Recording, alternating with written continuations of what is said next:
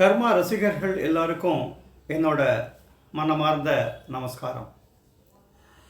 இந்த சமஸ்கிருத சுபாஷிதானி அதில் இன்னைக்கு மறுபடியும் நான் ஒரு 3 வேர்ஸ் எடுத்துட்டுருக்கேன். எகெயின் ஃப்ரம் சாணக்கிய நீதி. நான் ஏற்கனவே சொன்ன மாதிரி இதுவும் அன்றாட வாழ்க்கைக்கு தேவையான விஷயங்கள் தான். Of course before going to that வழக்கமாக சொல்கிறத இன்றைக்கி சொல்லிடுறேன். அதாவது என்னோடய யூடியூப் சேனல் ஃபாஸ்ட் ஃப்ளிக்ஸ், அதுக்கு நீங்கள் அவசியம் சப்ஸ்கிரைப் பண்ணுங்க. பண்ணாதவா பண்ணுங்க, பண்ணினவா இந்த சேனலை மற்றவாளோட ஷேர் பண்ணிங்க. ஸோ தட் அவளுக்கும் they are able to get the my videos updates.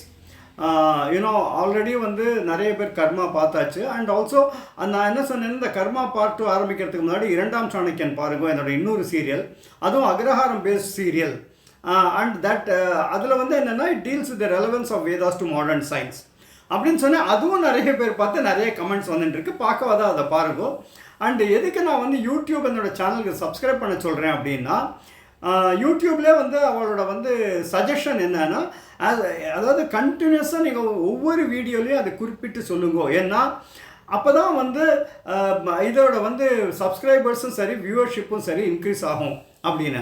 So அதனால் உங்கள் எல்லாருக்குமே என்னோடய ரிக்வெஸ்ட் என்னென்னா, அந்த சப்ஸ்கிரைப்னு ஒரு பட்டன் இருக்கும், அந்த பட்டனை ப்ரெஸ் பண்ணிடலாம். உங்களுக்கு நோட்டிஃபிகேஷன்ஸ் வர ஆரம்பிக்கும். அதாவது as and when I upload the videos, உடனே உங்களுக்கு நோட்டிஃபிகேஷன் வரும், நீங்கள் பார்க்கலாம். That is one. Second thing என்னோட வாட்ஸ்அப் ஒரு குரூப் க்ரியேட் பண்ணியிருக்கேன் நான். இதுவும் ஒவ்வொரு வீடியோலையும் சொல்கிறேன். ஏன்னா சில பேர் திடீர்னு முதல்ல இந்த வீடியோ பார்க்குறவாளாக இருக்கும், கேள்விப்பட்டு, அதாவது இந்த மாதிரி ஒரு சீரியல் இருக்குது, இந்த மாதிரிலாம் வருது அப்படின்னு கேள்விப்பட்டு பார்க்குறவாளாக இருக்கும். ஸோ அவளுக்கும் நான் சொல்கிறேன், அதாவது வாட்ஸ்அப்பில் ஒரு குரூப்னால் இந்த கர்மா ரசிகர்களுக்காக ஒரு குரூப் க்ரியேட் பண்ணியிருக்கேன். குரூப்னால் லிஸ்ட் ஆஃப் ரசிகாஸ். ஸோ என்னோட எந்த அப்டேட்ஸாக இருந்தாலும் உடனே அவளுக்கு அந்த இதில் வாட்ஸ்அப்பில் மெசேஜ் வந்துவிடும். So if you are interested, நீங்கள் என்ன பண்ணால், இதுதான் என்னோடய வாட்ஸ்அப் நம்பர். இந்த நம்பருக்கு உங்களோட பேர் அண்ட் ஊர் அதை நீங்கள் டெக்ஸ்ட் பண்ணீங்கன்னா நான் உடனே உங்களை அந்த இதில் இன்க்ளூட் பண்ணிக்கிறேன். உங்களுக்கும் அது ரெகுலராக என்னோட அப்டேட்ஸ் கிடைக்க ஆரம்பிக்கும். The second important thing that I want to tell all of you, I am glad to share with you, is that if everything goes on well, அதாவது இந்த பேண்டமிக் ஓரளவுக்கு சப்சைட் ஆகி எல்லாம் இதுவாக இருந்ததுன்னா, இது ஜூலை ஃபஸ்ட் வீக் ஷூட்டிங் ஆரம்பிக்கலான்னு இருக்கேன். I am very sure that all of you will be very glad to hear this. Of course subject to என்ன மாதிரி ஆக போகிறதுன்னு தெரியல. பட் டென்டேட்டிவாக ஜூலை ஃபஸ்ட் வீக் அதே கோனேரி ராஜபுரம் அக்ரஹாரத்துக்கு போய், அதாவது 15 வருஷத்துக்கு முன்னாடி, இப்போ 16 வருஷம் ஆகிடுது, 16 வருஷத்துக்கு முன்னாடி எங்கே போய் ஷூட் பண்ணோமோ அதே இடத்துல போய் ஷூட் பண்ணலான்னு இருக்கேன். அஃப்கோர்ஸ் அதோட அப்டேட் உங்களுக்கு கிடச்சிட்டு இருக்கும். இன்பிட்வீன் தான் இந்த இது சொல்ல ஆரம்பித்தேன். இப்போ இது என்ன ஆகிடுதுன்னா, சார் இதை விடாமல் சொல்லுங்கள் சார் நீங்கள், இதுவும் ரொம்ப இன்ட்ரெஸ்டிங்காக இருக்குது, ரொம்ப யூஸ்ஃபுல்லாக இருக்குது, எஸ்பெஷலி அன்றாட வாழ்க்கைக்கு தேவையான விஷயங்கள் நீங்கள் சொல்கிறேன், இந்த காலகட்டத்தில் அது ரொம்ப யூஸ்ஃபுல்லாக இருக்குது அப்படின்னு. அதனால தான் நானும் அதை சூஸ் பண்ணி, சாணக்கிய நீதியில் எத்தனையோ விஷயங்கள் இருக்குது, பட் அதில் நான் சூஸ் பண்ணி இது நம்மளுக்கு ரொம்ப ஆப்டாக இருக்கும் அப்படின்னு சூஸ் பண்ணி பண்ணுறேன். ஸோ அந்த ஃபஸ்ட்டு ஸ்லோகம் ஆர் ஃபஸ்ட் வேர்ஸ் என்ன, அதை கேட்டுடலாமா? அபுத்திரஸ்ய கிரகம் சூன்யம் திஷா சூன்யாஸ்தவ பாந்தவாக, திஷா சூன்யாஸ்தவ பாந்தவாக, மூர்க்கஸ்ய ஹிருதயம் சூன்யம், மூர்க்கஸ்ய ஹிருதயம் சூன்யம், சர்வசூன்ய தரித்ரதா, சர்வசூன்ய தரித்ரதா.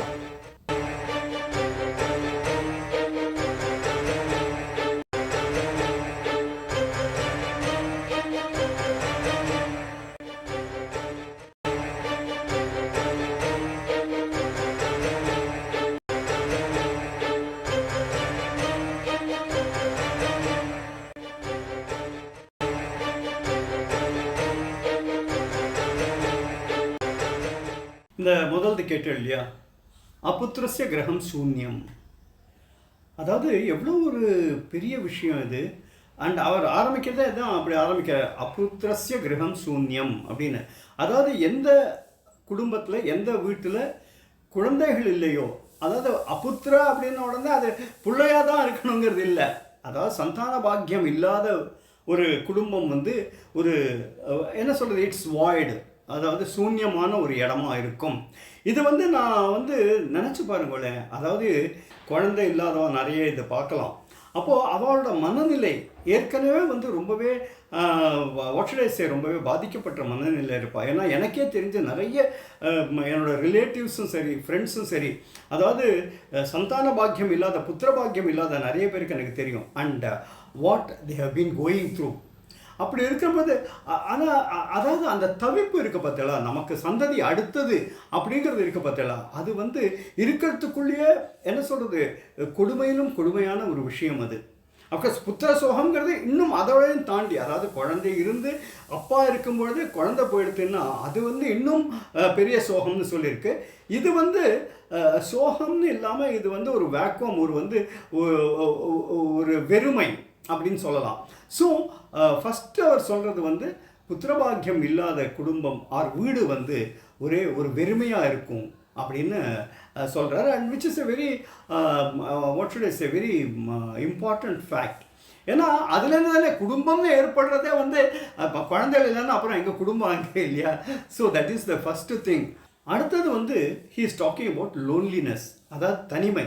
அதாவது ஒரு மனிதனுக்கு நண்பர்களோ இல்லை உறவுக்காரர்களோ இல்லைன்னா அவனுக்கு வந்து உலகமே அவனுக்கு சூன்யம் ஆயிடுறது, த என்டையர் வேர்ல்டு. ஏன்னா நினச்சி பாருங்க, த லோன்லினஸ், அதாவது தனியாக ஒரு மனுஷன் இருந்துட்டு இருந்தான்னா அவனுக்கு என்ன வாழ்க்கையில் பிடிப்பு இருக்கும்.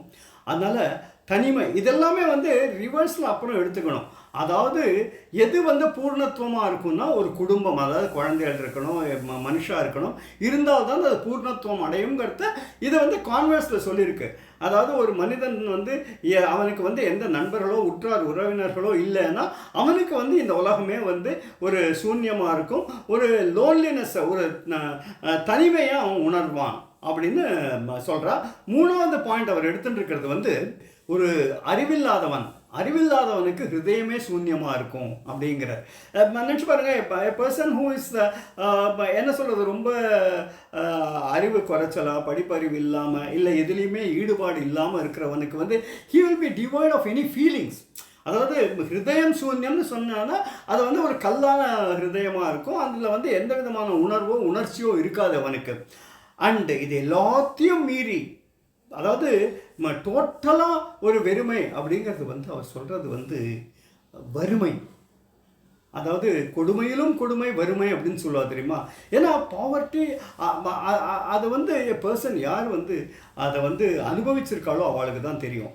இருக்கிறதுக்குள்ளேயே ரொம்பவும் கொடுமையான வெறுமையான விஷயம் வந்து வறுமை. அதாவது சொல்லுவா தெரியுமா, அடுத்த வேளை சாப்பாட்டுக்கு என்ன பண்ணுறதுன்னு தெரியலன்னு. ஏன்னா மற்றது எல்லாத்தையும் கூட பொறுத்துக்கலாம் நம்ம, அதாவது குளிரை பொறுத்துக்கலாம், இது வந்து பசியை பொறுத்துக்கலாம், ஆனால் வறுமையை வந்து பொறுத்துக்கிறது ரொம்ப ரொம்ப கஷ்டம்.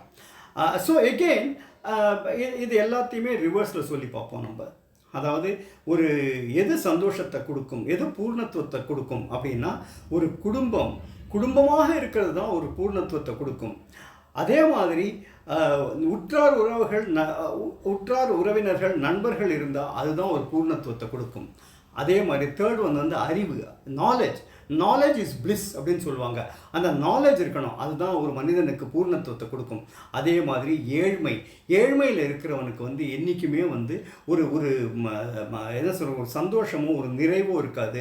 அண்ட் ஏழ்மையாக இருக்கக்கூடாது அப்படிங்கிறது தான். ஸோ தீஸ் ஆர் இன்ஃபேக்ட் சொல்லப்போனால் நம்ம வாழ்க்கையில் நீங்கள் நினச்சி பார்த்தீங்கன்னா இதுதான் 4 முக்கியமான விஷயங்கள் ஒரு மனிதனோட சந்தோஷமான வாழ்க்கைக்கு. ஃபஸ்ட்டு வந்து ஒரு குடும்பம் இருக்கணும், செகண்ட் வந்து உற்றார் உறவினர்கள் நண்பர்கள் இருக்கணும், மூணாவது வந்து அவன் அறிவுள்ளவனாக இருக்கணும், நான்காவது வந்து அவன் வறுமையில் இருக்கக்கூடாது. இதுதான் இந்த முதல் வேர்ஸோட சாராம்சம். இப்போ வந்து அடுத்தது கவனிக்கலாம். தே புத்ரா ஏ பிதுர்பக்தா, தே புத்ரா ஏ பிதுர்பக்தா, ச பிதா யஸ்து போஷகா, ச பிதா யஸ்து போஷகா, தமித்ரம் எத்ர விஸ்வாசா, தமித்ரம் எத்ர விஸ்வாசா, ச பார்யா எத்ர நிவர்த்திஹி, ச பார்யா எத்ர நிவர்த்திஹி.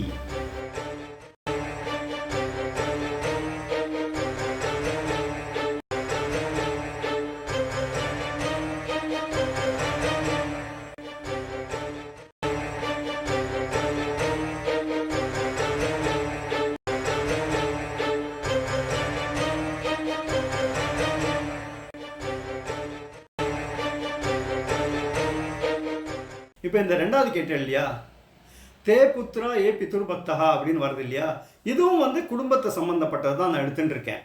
அதாவது எந்த குழந்தைகள் சிறந்த குழந்தைகள் தே ஆர் பிளெஸ்ட் அப்படின்னா, எவா வந்து அப்பா அம்மாவுக்கு வந்து மதிப்பு கொடுத்து மரியாதை கொடுத்து அனுசரித்து நடந்துக்கிறாளோ அவள் தான் சிறந்த குழந்தைகள் அப்படின்னு சொல்கிறார் அவர். அதாவது இது வந்து இதுவும் ஃபேமிலியை பற்றி ரொம்ப டீட்டெயில்டாக அவர் அனலைஸ் பண்ணியிருக்கார். அதே மாதிரி எந்த தந்தை சிறந்த தந்தை அப்படின்னா, எவன் தன் குடும்பத்தை தன் குழந்தைகளை சரிவர பராமரிக்கிறானோ. So it is mutual. பாருங்க, குழந்தைகளை பொறுத்த வரைக்கும் அப்பா அம்மாவுக்கு வந்து மதிப்பு மரியாதை கொடுத்துண்டு அவரோட சொல்லுக்கு கட்டுப்பட்டு நடக்கிற குழந்தைகள் தான் சிறந்த குழந்தைகள். அதே மாதிரி எந்த தசும் ரெண்டு பேருக்குமே ஒரு ரெஸ்பான்சிபிலிட்டி இருக்குது. அப்பாவும் தான் தோன்றித்தனமாக இருக்கக்கூடாது. அப்பாவும் வந்து தன் குடும்பத்தை பராமரிக்கிறவனாக இருந்தால்தான் அவன் ஒரு சிறந்த தந்தையாக இருக்க முடியும் அப்படின்ட்டு. அடுத்தது அவர் வர நட்பு. போன இதுலேயும் பார்த்தல அதே மாதிரி தான். நட்பை பொறுத்த வரைக்கும் எவன் சிறந்த நண்பன் அப்படின்னா, தன் நண்பனின் தேவையை அறிந்து கொண்டு அதுக்கு தகுந்தவாறு அவனுக்கு உதவி பண்ணிட்டு, உதவினா ஃபினான்ஷியல் ஹெல்ப் மட்டும் இல்லை, at the time of crisis. இப்போ சொல்லுவா தெரியுமா, கன்ஃபைட் பண்ணுறதுக்குன்னு ஒருத்தர் வேணும் அப்படின்னு. அதாவது தன்னோட வந்து சுக துக்கங்களை பகிர்ந்து கொள்ள தன்னுடைய, அதாவது இன்ஃபேக்ட் ரிலேட்டிவ்ஸை விட சில சமயம் பார்த்தா நம்மளோட வாழ்க்கையிலேயே நம்ம வந்து அனுபவிச்சிருப்போம். அதாவது சில சமயம் வந்து ஃப்ரெண்ட்ஸ் ஆர் பெட்டர் தென் ரிலேட்டிவ்ஸ்னு சொல்லுவோம். ஏன்னா சில விஷயங்களை வந்து குடும்பத்தில் நம்மளால் பகிர்ந்துக்க முடியாது, ஆனால் ஃப்ரெண்ட்ஸ்ட்டை வந்து தாராளமாக பகிர்ந்துக்கலாம். நாட் ஓன்லி தட், அவன் நம்மளுக்கு சஜஷன் கொடுப்பான், இல்லைடா இப்படி பண்ணலாம் அப்படி பண்ணலாம். ஏன்னா சில சமயம் வந்து உறவுகளில் சில சிக்கல்கள் ஏற்படும். அப்போ வந்து அதை உறவுக்காரால் யார்ட்டையுமே நம்ம டிஸ்கஸ் பண்ண முடியாது. ஏன்னா அதாவது நம்ம வந்து பாலிடிக்ஸை பற்றி பேசுகிறோம் நேஷ்னல் லெவலில், குடும்பத்தில் இல்லாத பாலிடிக்ஸா. அதாவது இவாளை பற்றி அவள்கிட்ட சொல்கிறது, அவளை பற்றி இது வந்து தெரிஞ்சும் நடக்கும் தெரியாமையும் நடக்கும். அதே மாதிரி வந்து மிகைப்படுத்தி சொல்கிறது சாதாரண ஒரு கமெண்ட்டாக இருக்கும். அதை வந்து சொல்கிற போது வேறு மாதிரி சொல்லி அதுவே குடும்பத்தில் பெரிய பிரச்சனையாகி குடும்பமே பிளந்து போக ரெண்டாக இப்படியெல்லாம் நடக்கிறது நம்மளுக்கு தெரியும். அந்த மாதிரி இருக்கிற பொழுது உறவுக்காராளை விட கூட பிறந்தவாளை விட நண்பர்களை வந்து நம்புறது தான் பெட்டர். ஐ மீன் ப்ராக்டிக்கல் லைஃப்லேயே அப்படி நடந்துக்கும். ஸோ இவர் என்ன சொல்கிறேன்னா, அந்த மாதிரி ஒரு ஆப்த நண்பன் சொல்லுவார் தெரியுமா, a person to whom you can confide. எதுவாக இருந்தாலும் அது வந்து ஆணாக இருக்கலாம் பெண்ணாக இருக்கலாம். இது வந்து நண்பன் அப்படின்னு சொன்ன உடனே அது வந்து மேஸ்குலின் ஜெண்டரில் எடுத்துக்கணுங்கிற கட்டாயம் கிடையாது. அதாவது ஒரு பெண்ணுக்கு ஒரு பெண் சிநேகிதி இருக்கலாம், ஒரு ஆணுக்கு ஆண் சிநேகிதன் இருக்கலாம். அதே மாதிரி ஒரு பெண்ணுக்கு ஒரு ஆண் சிநேகிதன் இருக்கலாம், ஒரு ஆணுக்கு பெண் சிநேகிதன் இருக்கலாம். நான் சிநேகிதம்னு சொல்கிற பொழுது அது ரொம்ப கேர்ஃபுல்லாக வந்து புரிஞ்சுக்க வேண்டிய ஒரு விஷயம். ஏன்னா அது வந்து விகல்பமாக ஆகிடக்கூடாது.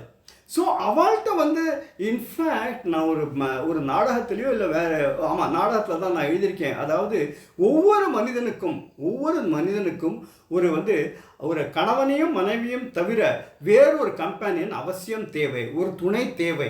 இது வந்து நீங்கள் வந்து ப்ராக்டிக்கலாக நீங்களே நினச்சி பார்த்தா கூட உங்களுக்கே தெரியும். அதாவது சில விஷயங்களை வந்து தன் கணவன்கிட்டையோ இல்லை தன் மனைவியிட்டையோ ஒரு இண்டிவிஜுவலால் டிஸ்கஸ் பண்ண முடியாது. அண்ட் இன்வேரியபிளி நீங்கள் பார்த்தேன்னா அவள் வந்து வேற ஒருத்தட்ட வந்து இதெல்லாம் டிஸ்கஸ் பண்ணிட்டு இருப்பா. அது கணவனை பற்றியே இருக்கலாம், மனைவியை பற்றியே இருக்கலாம், இல்லை வேற பொது விஷயங்களாக இருக்கலாம்.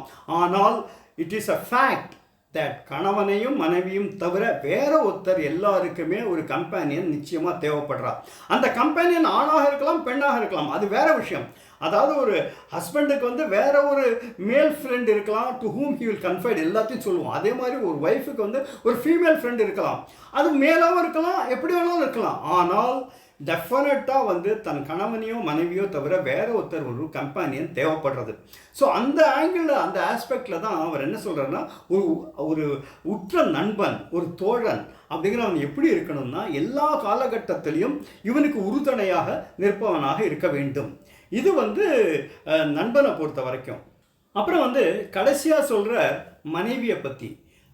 மனைவிங்கிறது வந்து கணவனுக்கும் பொருந்தும், அது ரெண்டுக்கும் தான் எடுத்துக்கணும் நம்ம. பட் அவர் சொல்கிறது என்னன்னா, ஒரு மனைவியானவள் எப்படி இருக்க வேண்டும் என்றால், கணவனின் தேவைகளை அறிந்து பூர்த்தி செய்கிற, கணவனோட தேவைகள் மட்டும் இல்லை, குடும்பத்தோட எல்லாரோட தேவையும் புரிந்து கொண்டு அதுக்கு தகுந்த மாதிரி நடந்துட்டால் அந்த குடும்பம் சந்தோஷமாக இருக்கும் அப்படின்னு சொல்கிறார். இது வந்து நம்மளுக்கு வந்து இப்போ இருக்கிற காலகட்டத்தில் நிஜமான்னு பார்த்தீங்கன்னா ஒரு சில விஷயங்கள் ஆக்சுவலாக நடக்கிறது என்னென்னா, எவ்ரிபடி வாண்ட்ஸ் ஸ்பேஸ். கேட்டால் எனக்கு ப்ரைவசி தேவை, எனக்கு ப்ரைவசி தேவை. அவள் ஒவ்வொரு உள்ளே போய் உட்காந்து விடுறா, அவள் வந்து ஒரு மொபைலை வச்சுக்கிறா, இல்லை லேப்டாப்லேயோ இல்லை ஐபேட்லேயோ ஏதோ பார்த்துட்டு இருக்கா. அண்ட் ஸோ என்ன ஆகிடுறதுன்னா, ஒரு சின்ன கேப் ஃபார்ம் ஆகிடுறது. அப்படி இல்லாமல் ஒரு குடும்பம்னு சொன்னால் எல்லாரும், அதனால தான் நீங்கள் வந்து ஐ மீன் நான் வந்து இதை முன்னாடியே சொல்லியிருக்கேன், I don't mind repeating it. அதாவது நம்ம வந்து கர்மா சீரியலில் பார்த்தோம்னா அதுக்காக தான் அந்த கூட்டு குடும்பத்தை காமிச்சேன் நான். ஏன்னா அதனால அதில் வந்து லிமிட்டேஷன்ஸோ இல்லை டிஃப்ரென்சஸ் ஆஃப் ஒப்பீனியனோ ஃப்ரிக்ஷனோ இல்லைன்னு நான் சொல்லலை, இருந்தது. ஆனால் அவசர ஆபத்துக்குன்னா எல்லாரும் ஒன்று சேர முடிஞ்சுது. இப்போ இன்றைக்கி காலகட்டத்தில் பார்த்தேன்னா நிறைய யங்ஸ்டர்ஸ் எஸ்பெஷலி டிப்ரெஷனில் இருக்காங்க, இரிட்டபிளாக இருக்காங்க, ஹைப்பர் டென்ஷன் வருது. எதுனாலன்னா அது லோன்லினஸ். இப்போ ப்ரீவியஸில் சொன்னேன் பார்த்தீங்களா, அந்த லோன்லினஸ்ஸை அவள் உணர்றா. ஏன்னா தன்னையே அவள் வந்து தனிமைப்படுத்தின்ட்டா. அவன் ஏஜ் குரூப் ஃப்ரெண்ட்ஸ் இருக்கலாம், ஈவன் தென் அது கூட என்னென்னா மீட் பண்ணுறதுலாம் குறைஞ்சி போய் எல்லாமே இப்போ வந்து வாட்ஸ்அப்பில் தான் ஆல் தி கம்யூனிகேஷன்ஸ். இன்ஃபேக்ட் ஒரு ஒரு ஒரு சடங்கு ஒரு இதுனா கூட இன்விடேஷன்லாம் வாட்ஸ்அப்பில் போய்டுறது. நீங்கள் நினச்சி பாருங்க, அப்போல்லாம் என்னென்னா ஒவ்வொருத்தர் அது. ஸோ அந்த பரஸ்பர ரிலேஷன்ஷிப் மெயின்டைன் பண்ணிகிட்டு இருந்தோம். ஆற்றுக்கு போய் பத்திரிக்கை கொடுத்து இன்வைட் பண்ணுவோம், அவள் வருவாள்.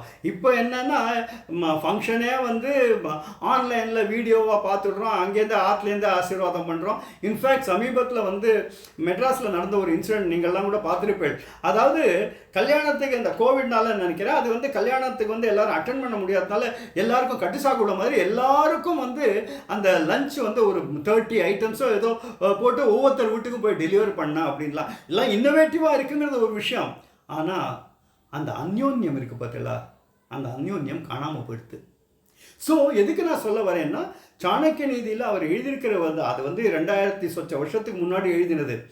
என்னன்னா எப்படி இருக்கணும், குழந்தைகள்னா அப்பா அம்மாட்ட எப்படி இருக்கணும், அப்பா அம்மா வந்து குழந்தைகள்கிட்ட எப்படி இருக்கணும், ஃப்ரெண்ட்ஸ் எப்படி அமையணும், அதே மாதிரி குடும்ப தலைவி அதாவது ஒய்ஃப் ஆனவள் எப்படி இருக்கணும். இதெல்லாம் வந்து இந்த காலகட்டத்தில் ரொம்ப பயனுள்ள விஷயம்.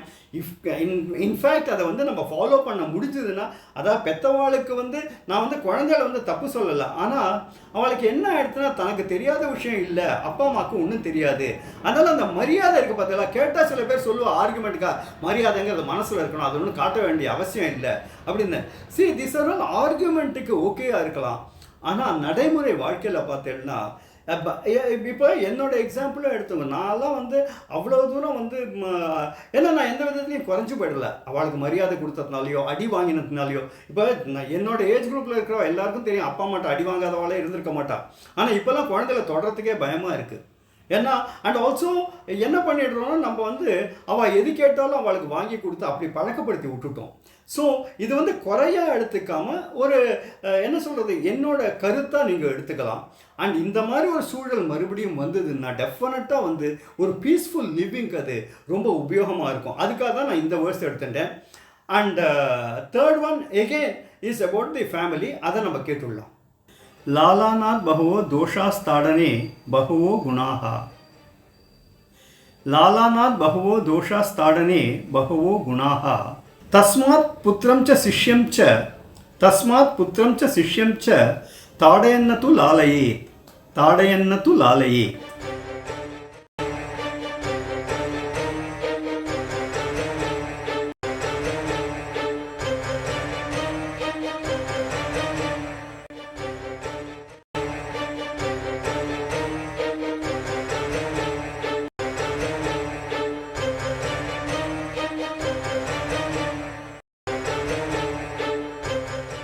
இந்த மூணாவது அண்ட் ஃபைனல் ஒன் கேட்டேன் இல்லையா, லாலநாத் பஹவோ அப்படின்னு போகிறது இல்லையா, இதுவும் வந்து related to the second one. என்னென்னா எகேன் எனக்கு என்ன சில சமயம் இதெல்லாம் படிக்கும்போது என்ன பிரமிப்பாக இருக்குன்னா, அந்த காலகட்டத்திலே அவர் வந்து இதெல்லாம் ஒருவேளை அனுமானித்து எழுதினாரான்னு தெரியாது. இது வந்து இப்போ பேரண்டிங் நம்ம வந்து புது டேர்ம்ஸ் எல்லாம் யூஸ் பண்ணுற பார்த்தல, அந்த பேரண்டிங்கை பற்றி அவர் அப்போவே எழுதியிருக்கார். நாட் ஓன்லி பேரண்டிங், ஒரு டீச்சர். அப்போ டீச்சர்னு சொல்லும்போது இப்போல்லாம் வந்து அந்த வார்த்தைக்கே வந்து இன்டர்பிரிட்டேஷன்லாம் வேறு மாதிரி ஆகிடுது. எனிவே இதில் என்ன சொல்கிறாருன்னா, குழந்தைகளை வந்து ரொம்ப செல்லமாக வளர்க்கக்கூடாது, கண்டிக்க வேண்டிய இடத்துல அவங்கள கண்டித்து தான் வளர்க்கணும், அப்போ தான் குழந்தைகள் நல்லபடியாக வளரும் அப்படின்னு சொல்கிறார். இன்ஃபேக்ட் இன்னொரு சாணக்கியன் இதில் அவர் என்ன சொல்கிறாருன்னா, அதாவது குழந்தை பிறந்து 5 வயசு வரைக்கும், முதல் 5 வயசு வரைக்கும் நல்லா கொஞ்சணும் அதை. ஆனால் அடுத்த 10 வருஷம் ரொம்ப ஸ்ட்ரிக்டாக இருக்கணும், கண்டித்து வளர்க்கணுங்கிறார் அவர். அந்த அந்த அதுதான் அந்த காலத்துலலாம் நடந்துட்டு இருந்தது. அதில் வந்து எனக்கு வந்து எந்த விதமான மாற்று கருத்தும் கிடையாது. அதுக்கப்புறம் 16 வயசுக்கு அப்புறம் தான் அவர் என்ன சொல்கிறாருன்னா, அந்த குழந்தைகளை வந்து தோழனாகவோ தோழியாகவோ பாவிக்கணும் அப்படிங்கிறார். ஆனால் இந்த 10 வருஷம் சொல்கிறார் பார்த்தீங்களா, அதான் ஃபார்மேட்டிவ் இயர்ஸ்னு நம்ம சொல்லுவோம் இப்போல்லாம். இங்கிலீஷில் சொன்னால் ஃபார்மேட்டிவ் இயர்ஸ், அதாவது அந்த வளர்கிற வயசு. ஏன்னா குழந்தை 5 வயசு வரைக்கும் அது பெருசாக ஒன்றும் தெரியாது, அது கொஞ்சம்லாம் என்னவெல்லாம் பண்ணலாம். பட் அதுலேருந்து என்ன இப்போ நீங்கள் பார்த்தேன்னா நிறைய விஷயம் நீங்கள் நம்ம டெய்லி கேள்விப்பட்டுருவோம். வயலன்ஸ் இன்ஃபேக்ட் குழந்தைகள்லாம் இப்போல்லாம் பார்த்தேன்னா அது பார்க்குற வீடியோ கேம்ஸே எல்லாம் வயலண்ட்டாக தான் இருக்குது. அதாவது நல்ல விஷயங்களை வந்து ஒரு நட்புணர்வுங்கிற மாதிரிலாம் பார்க்கறதே கிடையாது. எடுத்தால் தூப்பாக்கி எழுதி சுடு, இந்த மாதிரிலாம் தான் சீரியல்ஸும் இந்த மாதிரி தான் கேம்ஸும் வருது. டெஸ்ட்ரக்ஷன். ஸோ அந்த மைண்டிலேயே அந்த மாதிரி புகுத்துவிடுறோம் இப்போல்லாம்.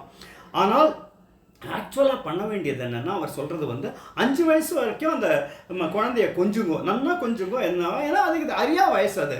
ஆனால் அடுத்த 10 வருஷம் ரொம்ப, ஏன்னா அதுதான் ரொம்ப ரொம்ப முக்கியமான அந்த அடலசன்ட் ஸ்டேஜ்லாம் வருது பார்த்தீங்களா. குழந்தைக்கு பலவித மாறுதல்கள் ஏற்படும், உடம்புலையும் சரி மனசுலையும் சரி பலவித மாறுதல் ஏற்படும் பொழுது அதை வந்து அந்த பீரியடில் வந்து ரொம்ப கண்டித்து வளர்க்கணும்.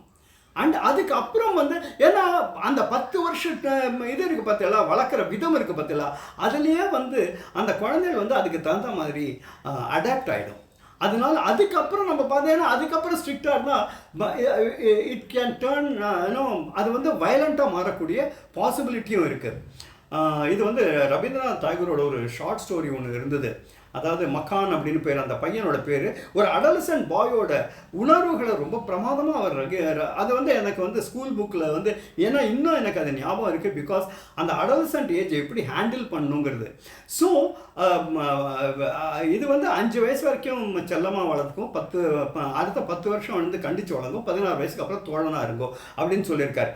நம்ம எல்லாரும் பண்ணுற இப்போ நடக்கிறது வந்து பொதுவாக என்னன்னா, இந்த 10 வருஷ பீரியட் இருக்குது பார்த்தீங்களா, அது கண்டித்து வளர்க்க அது வந்து டோட்டலாக சுத்தமாக போயிடுது. அதாவது கேட்குறத வாங்கி கூட, அதனால தான் இந்த சொசைட்டி, இந்த என்டையர் சொசைட்டியாக வந்து சேஞ்ச் ஆகிடுது. நெகட்டிவ் இம்பேக்ட் தான் அதிகமாக இருக்குது. அண்ட் ஆல்சோ வந்து all the evils have set in society. அதாவது இப்போ நம்ம நிறைய கேள்விப்படுறோம் வந்து என்ன சொல்கிறது, செக்ஷுவல் இதுவாக இருக்கட்டும், அப்யூஸாக இருக்கட்டும், ஸோ மெனி அதர் மர்டர்ஸாக இருக்கட்டும், தெஃப்டாக இருக்கட்டும், எல்லாத்துக்குமே அடிப்படை காரணம் என்னென்னா குழந்தையோட வளர்ப்பு தான். குழந்தையோட வளர்ப்பு ஒரு பக்கம், அதே மாதிரி டீச்சர், அவர் என்ன சொல்கிறேன்னா, அதே மாதிரி ஒரு டீச்சரும் எப்படி இருக்கணும்னா, அவர் வந்து செல்லம் கொடுக்கக்கூடாது. ஸ்டூடெண்ட்ஸை வந்து கண்டித்து தான் அவன் வந்து இது பண்ணணும், சொல்லிக் கொடுக்கணும், கற்றுக் கொடுக்கணும் அப்படிங்கிறார். அது எவ்வளோ உண்மை பாருங்கள். இப்போ இருக்கிற ப்ரெசன்ட் கண்டிஷனில் வந்து அஃப்கோர்ஸ் டீச்சர்ஸுக்கே வந்து மொராலிட்டி இல்லாமல் இருக்கா, இட்ஸ் ரொம்ப வேதனைக்குரிய விஷயமா இருக்குது. அதுக்கு காரணம் என்னென்னா, இப்போ இருக்கிற டீச்சர்ஸ் எல்லாம் வந்து ஒரு 2 ஜெனரேஷன் முன்னாடி வந்து அவன் வளர்க்கப்பட்ட விதம் அப்படி இருந்தது. ஸோ எதுக்கு சொல்ல வரேன்னா, டீச்சர்ஸும் மொராலிட்டியா, அப்படி இருக்கிற டீச்சர்ஸ் என்ன கற்றுக் கொடுக்க முடியும்? அதனால் ஸ்டூடெண்ட்ஸும் அதுக்கு தகுந்த மாதிரி தான் இருக்கா. இன்ஃபேக்ட் எல்லாமே இப்போ டெனிகிரேட் ஆகிடுது. அதில் வந்து சொல்கிறதுல வந்து எந்த விதமான தவறும் இருக்க முடியாது. ஏன்னா நம்மளாம் சின்ன வயசு, நம்மளாம் நான் சொல்கிற போது என்னோடய ஏஜ் குரூப்பில் இருக்க அவளை சொல்கிறேன், அவள்லாம் வந்து நம்ம வளர்க்கப்பட்ட சூழல், வளர்க்கப்பட்ட விதம் டோட்டலாக வேறு மாதிரி இருந்தது. அதனால வந்து நம்ம வந்து சில பேசிக் எத்திக்ஸ் இருக்குது, சில பிரின்சிபிள்ஸ் இருக்குது, சில விஷயங்களை பண்ணுறதுக்கு ரொம்ப தயக்கமாக இருக்கும். ஆனால் இப்போ வந்து எல்லாமே மாறி போயிடுது. பட் என்னன்னா, we all live on hopes அப்படின்னு சொல்கிற மாதிரி இன்னும் அந்த ஒரு சின்ன நம்பிக்கை நம்மளுக்கு இருக்கணும். இல்லை, ஃப்யூச்சரில் வந்து இது மாறும், இது மாறக்கூடியது தான் அப்படிங்கிற ஒரு இன்ஃபேக்ட் நான் வந்து என்ன சொல்கிறேன், எக்ஸ்டம்போராக சொல்கிறதுனால what ever comes to my mind, நான் ப்ரிப்பேர்டாகவே பேசுகிறது இல்லை. எதுக்கு நான் இதை சொல்கிறேன்னா, இப்போ 2000 வருஷத்துக்கு முன்னாடி அப்போ வந்து டிசிப்ளின்லாம் வேறு மாதிரி இருந்திருக்கணும் நிச்சயமாக. அப்பவும் அவர் என்ன எழுதியிருக்கார் சாணக்கியர்னா, முதல் 5 வருஷம் செல்லமாக வழங்கும், அடுத்த 10 வருஷம் கண்டித்து வழங்குங்கிறார். ஏன்னா பிற்காலத்தில் இப்படி தான் ஏற்பட போகிறதுன்னு அவர் யூகிச்சிருக்கலாம், ஐ டு நாட் நோ. அதுக்கப்புறம் நண்பனாயிரு அப்படின்ட்டார். அதே மாதிரி தான் டீச்சர்ஸுக்கும். ஸோ இதை வந்து நம்ம மனசில் வச்சுட்டு, அது வந்து என்ன சொல்கிறது, அடியாத மாடு படியாதுன்னு சொல்லுவாளே, அந்த மாதிரி எங்கே கண்டிக்கணுமோ கண்டிக்கணும், தப்பே கிடையாது. அப்படி வர குழந்தைகள் தான் பிற்காலத்தில் வந்து ரொம்ப ஒரு எக்ஸாம்பிளாக இருக்க முடியும். ஸோ இன்றைக்கி வந்து இந்த 3 வருஷம் பார்த்தேன்னா it was upbringing and family relationships இது சம்மந்தமாக இருந்தது. I am very sure that you'd enjoyed this. And இத்தனை நேரம் உங்களோட டயத்தை ஒதுக்கி இந்த வீடியோவை பார்த்ததுக்காக என்னோட மனமார்ந்த நன்றியை தெரிவிச்சுக்கிறேன். நாளைக்கு மறுபடியும், நாளைக்குன்னு நான் சொல்கிறது வந்து 1 or 2 days, ஏன்னா டெய்லி போடுறதுங்கிறது கொஞ்சம் சிரமமாக இருக்குது. At the same time I will try my level best. அதே மாதிரி இன்னொரு ரொம்ப முக்கியமான விஷயம் ஒன்று சொல்லணும்னு நினச்சேன், ஒவ்வொரு வீடியோவிலும் மறந்து போயிட்டேன். அதாவது நான் வந்து ஒரு கிட்டத்தட்ட 1 வருஷம் வந்து சங்கரா டிவி எல்லாருக்கும் தெரிஞ்சிருக்கும். அதுக்கு வந்து தனியாக நான் சொல்ல வேண்டிய அவசியமே இல்லை. அந்த சங்கரா டிவியில் நான் ஒர்க் பண்ணேன். அப்போ வந்து ஒரு ப்ரோக்ராம் கிரகச்சாரம் அப்படின்னு ஒரு ப்ரோக்ராம் நான் டைரக்ட் பண்ணக்கூடிய ஒரு வாய்ப்பு கிடச்சிது. அதை வந்து சுரேஷ்குமார்ங்கிறவர் தான் அதோட சிஇஓவாக இருந்தார். அவருக்கு என்னோட மனமார்ந்த நன்றியை இந்த சந்தர்ப்பத்தில் தெரிவிச்சுக்கிறேன். ஸோ அவர் வந்து நாங்கள் ஒரு புதுசாக ஒரு ப்ரோக்ராம் பண்ணணும் அப்படின்னு திங்க் பண்ணோம். அப்போ வந்து என்ன ஆச்சுன்னா, இந்த கிரகங்கள் சம்மந்தப்பட்ட ஒரு ப்ரோக்ராம் பண்ணலாம் அப்படின்னு தீர்மானம் பண்ணும்போது என்ன டைட்டில் வைக்கலாம்னு தோணித்து. யூஸ்வலாக வந்து கிரகச்சாரம் அப்படின்னு அது ஏதோ சொல்லக்கூடாது, ஒரு வந்து நெகட்டிவ் டேர்ம் மாதிரி எல்லாருக்கும் நினச்சிட்டு தான். It is not so. கிரகச்சாரம்னா கிரகங்களோட சஞ்சாரம், அதுதான் வந்து கிரகச்சாரம் அப்படிங்கிறது வேர்டு அது. ஸோ அந்த மாதிரி ஒரு ப்ரோக்ராம் பண்ணால் என்ன அப்படின்னு டிசைட் பண்ணோம். இது எப்படின்னா இந்த ராசி பலன் சொல்கிற மாதிரி இல்லை, அதாவது மேஷ ராசிக்காரர்களே அப்படின்லாம் இல்லாமல் the planets and their impact on mankind. அதாவது கிரகங்களோட நிலை வந்து நம்மளோட டே டு டே லைஃபையே எப்படி வந்து அஃபெக்ட் பண்ணுறது, ஷேப் பண்ணுறது அப்படிங்கிறத பற்றி ஒரு டீட்டெயில்டாக ஒரு ஆக்சுவலாக அந்த பீரியடில் வந்து சங்கரா டிவியில் வந்து இந்த ப்ரோக்ராம் வந்தபோது அவ்வளோ ஒரு வரவேற்பு வந்தது. வியூவர்ஷிப்பே ட்ரெமெண்டஸாக இன்க்ரீஸ் ஆச்சு. நான் வந்து இந்த நோட்டிஃபிகேஷனில் வந்து அதோட லிங்க் உங்களுக்கு கொடுக்குறேன். இன்னும் அவசியம் நீங்கள் அதை பாருங்கள். It is another very very interesting program which is useful again for our day today life. அதோட வந்து ஒரே ஒரு எபிசோட ஒரு சின்ன ஒரு 2 minutes கிளிப்பு போடுறேன், அதையும் பாருங்க. பார்த்துட்டு அதுக்கப்புறம் அதை கண்டினியூ பண்ணி நீங்கள் பார்த்தேன்னா it will definitely be useful. அந்த கிளிப்பை பார்த்துடலாமா?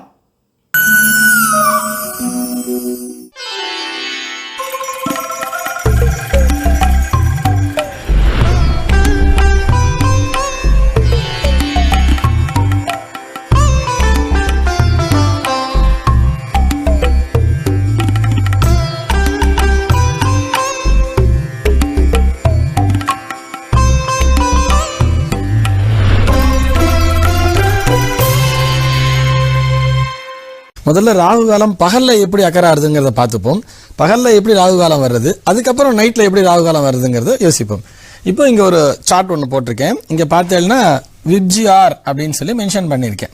இந்த விப்ஜிஆர்ங்கிற வேர்டை நம்ம ஏற்கனவே கேள்விப்பட்டிருப்போம். ரெயின்போ ஃபார்ம் ஆகுது, மழை நேரத்தில் தூரல் விட்ட உடனே சூரியனுக்கு ஆப்போசிட் டைரக்ஷன்ல ரெயின்போ ஃபார்ம் ஆகுது அப்படின்னு சொல்லி இந்த விப்ஜிஆர்னுடைய ஆர்டர் தான் நான் டிசெண்டிங் ஆர்டர்ல அதாவது தலைகீழே எழுதியிருக்கேன். இங்க பார்த்தேன்னா violet, indigo, blue, green, yellow, orange and red. இந்த விப்ஜிஆருக்கும் இப்போ நம்ம ராகு காலத்துக்கு என்ன சம்பந்தம் அப்படின்னு சொன்னா, சூரியன்ல இருந்து தான் இந்த விப்ஜிஆர் ஃபார்ம் ஆகுது. சூரியனுடைய ரேஸ்ல இருந்து இந்த 7 கதிர்கள் வர்றது. இந்த 7 கதிர்களும் 7 நாட்களுக்கு உரியவை. நிஜக்கோள்கள், நிழல் கோள்கள் இல்லாம, ராகு கேத்து இல்லாம நிஜக்கோள்கள்னு சொல்லி சூரியன், சந்திரன், செவ்வாய், புதன், குரு, சுக்கிரன், சனின்னு இந்த நிஜ கிரகங்களை தான் நம்ம வார நாட்களா வச்சிருக்கோம். இந்த கோள்களையும் எழுதியிருக்கும். இப்ப இவாளுடைய கலர் எடுத்து இங்க நான் எழுத போறேன். முதல்ல காலையில 6:30 என்னென்ன கலர் ஃபார்ம் ஆகும் அப்படின்னு சொல்லி பாக்குறோம். இங்க சூரியனுடைய நிறமான இந்த ரெட்டை இங்க நான் எழுத போறேன். ரெட் அப்படின்னு சொல்லி எழுதிட்டேன். This is R for red. அதுக்கப்புறம் நமக்கு நல்லா தெரிஞ்சது புதனுக்கு வந்து பச்சைன்னு தெரியும். ஜி புதனுக்கு வந்து கிரீன். வியாழன் அப்படின்னு சொன்னா எல்லோன்னு சொல்றோம். So I'm going to right it the yellow அப்படின்னு எழுதியாச்சு. இப்போ அப்புறம் சனி நீலாஞ்சன சமாபாசம் அப்படின்னு சொல்றோம். அந்த இண்டிகோங்கிற கருநீலம் அப்படிங்கிறது சனிக்கு, இண்டிகோவை எழுதியாச்சு. இப்போ அடுத்தது டியூஸ்டே அப்படின்னு செவ்வாய்க்கு சொல்றோம் இல்லையா, ஆரஞ்சு நிறம், செவ்வாய் சிகப்புனுடைய ஷேடு ஆரஞ்சு அப்படிங்கிறதையும் ஓவையும் எழுதியாச்சு. அதுக்கப்புறம் மூன் அண்ட் ஃப்ரைடே அதாவது வெள்ளிங்கிறது பாக்கி இருக்கு. இந்த மூன்ங்கிறது வயலட் ஓரியன்டா இருக்கும். இப்போ லேட்டஸ்டா கூட ப்ளூ மூன் அப்படின்லாம் சொல்லுவா, ஊதா அப்படின்னு சொல்லுவா. ஸோ இந்த வயலட்டை இங்க நான் போட்டுட்டேன் ஃபர்ஸ்ட் நிறமா. அதே மாதிரி இங்க ஃப்ரைடேக்கு ப்ளூ போட்டாச்சு. இதுதான் காலையில் 6-7:30 டைம்ல ஃபார்ம் ஆகக்கூடிய ரேஸ், அந்த டைம்ல வரக்கூடிய ரேஸ், சூரியன்லேருந்து வரக்கூடிய ரேஸ். இந்த ஆர்டர் நான் அப்படியே ஃபில் பண்ணிட்டு வர போறேன் பாருங்க. அதே மாதிரியே R O Y G B I V போட்டாச்சு. ஸோ 7 நிறங்கள். இந்த 7 நிறங்களோட இந்த 7 கதிர்களோட இன்னொரு கதிரும் ஒன்று இருக்கு. அது என்னன்னு சொன்னா அதுதான் ultra violet race, that is UV rays. இந்த யூவி ரேஸ்ங்கிறது தான் 10% ஆஃப் ரேஸ் ஆஃப் சன்லைட் இது ஆக்குபை பண்ணிக்கிறது அப்படின்னு சொல்றா. 10%. இந்த யூவி ரேஸ்க்கு யார் சொந்தக்காரான்னு சொன்னா இதுதான் இந்த ராகு. ஸோ அப்போ இதுல பாக்கி இருக்கிற காலத்தை இந்த ராகுங்கிறவர் அப்சர்வ் பண்ணிருப்பார். இதுதான் நம்ம போன வாரத்தில் பார்த்தோம். இதை நான் சயின்ஸா சொல்லிட்டு இருக்கேன். இப்போ சயின்ஸா பார்த்தோம்னா இங்க யூவி ரேஸ் ஃபார்ம் ஆயிடுறது 4/6 யூவி. இது சூரியனுடைய ராகு கால டைம் அப்படிங்கிறது வந்துருது. சனிக்கிழமை ஞாயிற்றுக்கிழமையில ராகு கால டைம் அப்படிங்கிறது இங்க வந்துருது. இதே மாதிரி இப்போ இதை தலைக்கீழ ஃபில் அப் பண்ணிட்டே வரப்போறோம். இந்த வீக் அடுத்தது யூவி வர்றதுனால இங்க யூவி ஆக்குபை ஆயிடுறது. இந்த டைம்ல பாருங்க, இங்க வீக் அப்புறம் இங்க யூவி வந்தாச்சு. வீக் அப்புறம் யூவி வந்ததுனால இது அப்படியே மறுபடியும் நம்ம மேலே இருந்து வரப்போறோம். திரும்பி R O Y G B ஐ அப்படின்னு வந்தாச்சு. இங்க டியூஸ்டேல ஓ இங்க இருக்கு. இப்போ ஓல இருந்து நான் அப்படியே ஃபாலோ பண்ணிட்டே வரப்போறேன். Y G B I V இங்கே யூவி. லிங்க் புரியறதா பாருங்க. இப்ப இங்க யூவி வந்துருது. ஸோ விக்கு அப்புறம் மேலே மறுபடியும் ரெட் போயிடுது. இங்க ஜிக்கு அப்புறம் ஸோ அதே மாதிரி நான் ஃபில்அப் பண்ணிட்டு வந்துடுறேன். பி ஜி ப்ளூல முடிஞ்சாச்சு பாருங்க.